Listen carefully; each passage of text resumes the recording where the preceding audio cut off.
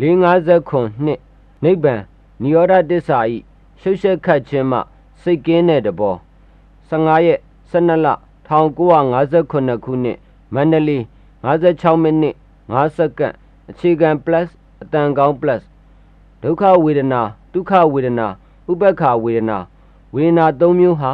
အလဲအပတ်နဲ့ကိန်းအောင်နေတာပဲဘယ်အချိန်မဆိုဝေဒနာ၃ခုတစ်ခုခုတော့ရှိတယ်ဝေဒနာဤတက်တန်းဟာတစ်နဲ့နှစ်ပဲအဖြစ်နဲ့အပျက်ပဲရှိတယ်တစ်မှာဖြစ်တယ်နှစ်မှာပြက်တယ်ရတာလေးပေါ်လာတယ်ရတဲ့နေရာစိုက်ကြည့်ရတာလေးဖြစ်ပြီးပြက်သွားတာပဲမရှိတော့ဘူးမရှိတာအနိစ္စသိတာမက်ကဘုန်းကြီးက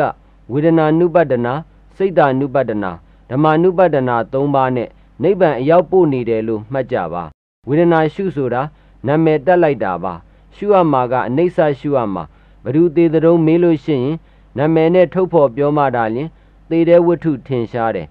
ဝေဒနာကကာယဓွာယကိုယ်ပေါ်မှာပေါ်နေတုံးဝန္တေဟာရယဝတ္ထုမှာရှုတဲ့စိတ်ကမပေါ်နိုင်ဘူးဝေဒနာမရှိတဲ့အချိန်မှရှုတဲ့ဉာဏ်ပေါ်တယ်ဆိုတဲ့ဖြင့်မရှိတာအရှုခိုင်းတာဖြစ်ပြီးပြတ်သွားတဲ့အနိစ္စရှုခိုင်းတာပဲယုံ nant ဆိုတာဒီခဏခဏဖြစ်ပြနေတဲ့အနိစ္စတရားဒုက္ခတရားအနတ္တတရားဉာဏ်မျက်လုံးပါတဲ့ပုဂ္ဂိုလ်မှာဘယ်အချိန်ကြည့်လိုက်ဉာဏ်မျက်လုံးထဲမှာရှုပ်ရှက်ခတ်နေတာပဲဟိုနေရာကြည့်လိုက်လဲဖြစ်ပြီးပြတ်သွားတာပဲဒီနေရာကြည့်လိုက်လဲဖြစ်ပြီးပြတ်သွားတာပဲဖြစ်ပြက်ဒီဟုတော့အနောက်ရှက်တွေကိုဉာဏ်ကအမြဲမြင်နေရတယ်ဝိပဿနာရှုတာဒီနောက်ရှက်တာအကြည့်ခိုင်းတာအသေးတွေအထက်ထက်ရှုပ်ရှက်ခတ်နေတာကိုအကြည့်ခိုင်းတာအာယုံဤအဖြစ်အပျက်ကိုအမြဲကြည့်ပြီးနေရတော့တတိကလည်းထားလိုက်ရတဲ့ဖြစ်ချင်းဝိရိယကလည်းစိုက်လိုက်ရတဲ့ဖြစ်ချင်းတမာတိကလည်းဘဲမှမရွှေ့အောင်ဖြစ်ပျက်စီကြီးတဲ့နေရအောင်အမြဲတည်ကြည်လိုက်ရတဲ့ဖြစ်ချင်းတမာသင်္ကပ္ပဆိုတာကြံရတယ်တမာဒိဋ္ဌိဆိုတာမြင်ရတယ်ခမားတို့နိဗ္ဗာန်ရောက်ဖို့ရာအလုတ်ဒီကားလို့ဆိုရင်အပင်မခံမှရောက်တယ်ဖြစ်ပျက်ဆိုတာအရှုပ်တော်ပုံ32ပုံအရှုပ်ကိုတကယ်မုန်းလို့ယွန်းတဲ့ပုဂ္ဂိုလ်မှအရှင်းရောက်မယ်အရှုပ်တွေထဲမှာပဲပျော်ပိုက်နေသေးတယ်ဆိုရင်မွေစိတ်တရိษံစိတ်ပေါက်လို့ပဲရှုပ်တာတိမှရှင်းတာကြိုက်တဲ့စိတ်အမှန်ပေါ်မယ်ဆိုပြီးရှေးဥစွာရှုပ်တာပြရတယ်အရှုပ်မှမသိသေးတဲ့ပုဂ္ဂိုလ်ဟာအရှင်းနိဗ္ဗာန်ကိုကြိုက်လဲမကြိုက်နိုင်အာယုံလဲပြုလို့မရနိုင်ဘူးရှုပ်ရှက်ခတ်တာကိုမြင်ရတဲ့အခါကြားလို့ရှိရင်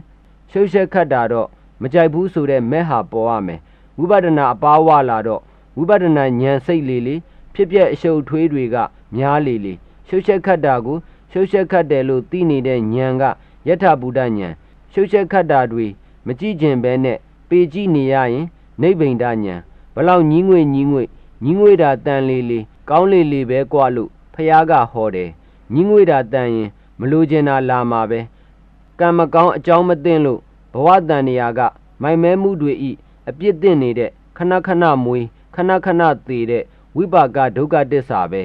လူကျင်စရာရကျင်စရာတကွက်မှမရှိပါလားအကုန်ဒုက္ခကြီးပဲလို့လဲဆုံးဖြတ်ချက်ချလိုက်ပါရောဖြတ်ဆိုသူချုပ်ပြောက်သွားတယ်ဖြစ်ပြမရှိတာပဲကြံရစ်တော့တယ်ဘယ်သူမှလာအစားမထိုးပဲနဲ့ရှင်းကြီး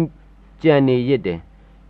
ကြည်ရင်မတ်တက်နဲ့ရှုပ်ချက်ခတ်နေရမှရှင်းသွားတာသေပွဲကင်းတဲ့နေရာဟာဒီနေရာကိုလို့ပေါ်လာတယ်ဝိပဿနာဉာဏ်ကတော့ရှုပ်တာတွေ့တယ်နိဗ္ဗာန်ဆိုတာကရှုပ်ချက်ခတ်တဲ့သဘောမရှိဘူးနိဗ္ဗာန်ဆိုတာအရှင်းတက်အလင်းတက်ဉာဏ်မျက်လုံးနဲ့ကြည့်လိုက်တဲ့အခါကိလေသာအနောက်ရှက်တွေကံအနောက်ရှက်တွေမှလည်းကင်းဝေးလို့ရှင်းလင်းပြီးနေတာပဲရှင်းတာဒီနိဗ္ဗာန်အရှင်းမြင်တာဒီမဲ့ဉာဏ်တဏှာရှုပ်ထားလိုက်တာခန္ဓာကိုယ်ထဲမှာဖြစ်ပျက်တွေကြီးဖြစ်နေတယ်32ပုံမှာကြည့်ကိလေသာရှုပ်ထားတာကြီးပဲနတ်ဖြစ်တော့လဲဖြစ်ပျက်ဗြဟ္မာဖြစ်တော့လဲဖြစ်ပျက်ကိလေသာချဲလဲနေတာကိလေသာမချုပ်ရင်ဖြစ်ပျက်မချုပ်ဘူးတကူလုံးဟာဒုက္ခတစ္ဆာဖြစ်ပျက်ကြီးပဲလူကျင်စရာရကျင်စရာတကွက်မှမရှိပါလားလို့မက်ကလည်းဒီအတန်ထွက်လိုက်ပါရောလူကျင်တတ်တဲ့တရားငုံနေတာတွေကချုပ်သွားတယ်တဏှာအကြောင်းချုပ်တော့ဒုက္ခအကျိုးကလည်းကြံရစ်ဖို့အကြောင်းမရှိဘူးနိဗ္ဗာန်ဟာမရှိတာတွေ့တယ်လို့ခမားတို့မယူလိုက်နဲ့အမိုက်တွေရှုံနေတာထက်အမိုက်ရှင်းမှကြည်ကောင်းတဲ့ဖြင့်ကိလေသာသေးတဲ့နိဗ္ဗာန်ကတော့ကြည်ကောင်းတဲ့သဘောပဲတွေ့မယ်နေကောင်းတဲ့သဘောကတော့ပြိဋိနိဗ္ဗာန်ဆံမှတွေ့မယ်နိဗ္ဗာန်ဒီသူကြည်နေတဲ့ပုဂ္ဂိုလ်ကိုချမ်းသာမျိုးစုံပေးတယ်နိဗ္ဗာန်ဒီကဆိုရင်ဖြင့်ချမ်းသာခြင်းလက္ခဏာငြိမ်းအေးခြင်းလက္ခဏာစိတ်နှလုံးကိုရွှင်ပြုံးစေခြင်းလက္ခဏာရှိတယ်နိဗ္ဗာန်ကလွဲရင်ကျန်တာတွေကဖြင့်အာကိုယ်တိုင် ဒုက္ခတွေ့ရတယ်ငွေအားကိုးလိုက်လဲငွေကြောင့်ရွှေအားကိုးပြန်တော့လဲရွှေကြောင့်စက်တွေဘာတွေအားကိုးပြန်တော့လဲစက်ကြောင့်ဒုက္ခရောက်တယ်နိဗ္ဗာန်ဟာအထယ်မရှိလို့လုံးရက်လည်းမရှိဘူးတရံလည်းမရှိဘူးပုံဟန်နမိတ်လည်းမရှိဘူးခန္ဓာရှိတုံးတော့ဒီနေရာလေးကြည့်နေရတာကို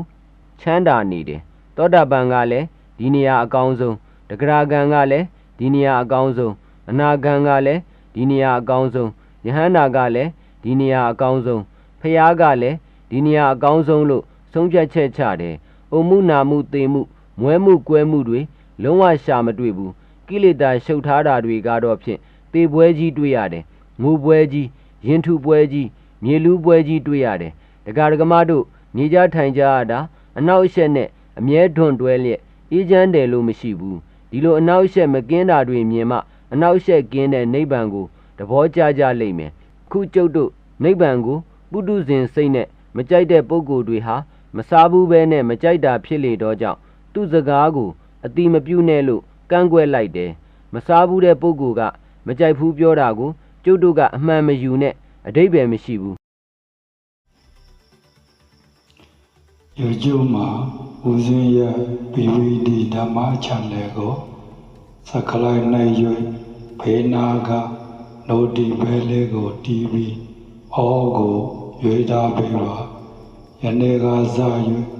တရားနာတရားထိုင်ကြရအောင်ဓမ္မမိတ်ဆွေပေါင်းသူတော်ကောင်းတို့